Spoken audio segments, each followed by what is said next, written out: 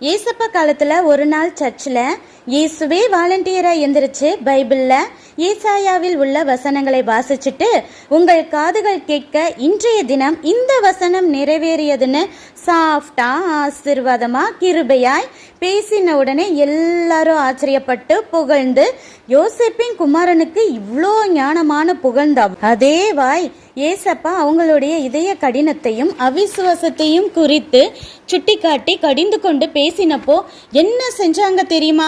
தீர்க்கதரிசியை யாரும் சொந்த ஊரில் வீட்டில் ஏற்றுக்கொள்ள மாட்டாங்க.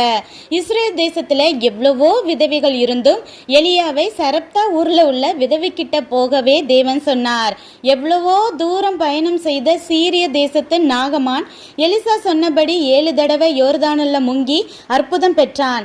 இஸ்ரேவேலிலேயே இருந்த எத்தனையோ குஷ்டரோகில ஒருத்தன் கூட குணமாகலன்னு இயேசுவின் இதயத்தை குத்தும் பிரசங்கம் கேட்ட உடனே கோபம் மூண்டு இஸ்ரேல் ஜனங்கள் அவரை ஊருக்கு வெளியே இழுத்துட்டு போய் மலை உச்சியில இருந்து தலைகீழாய் தள்ள பாக்குறாங்க. ஏசப்பாவோ மறைஞ்சு போயிட்டாரு.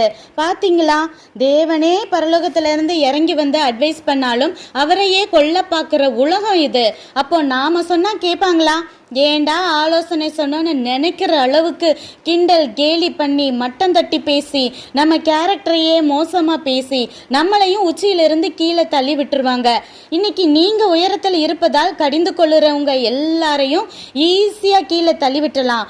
ஒரு நாள் தேவ வார்த்தைக்கு அப்போவே மனம் திரும்பாம போனேனே அப்படின்னு நிறைய இழப்புகளை சந்திச்ச பிறகு நினைக்கும் நாள் பூமியிலும் சாத்தான் உச்சியில் உங்களை நிறுத்தி நரகத்தின் நெருப்பிற்குள் தள்ளும் நியாயத்தீர்ப்பின் நாள் வருமுன்னே இன்றைய மனம் திரும்புவோம். தேவ கிருபையை பெறுவோம். நன்றி.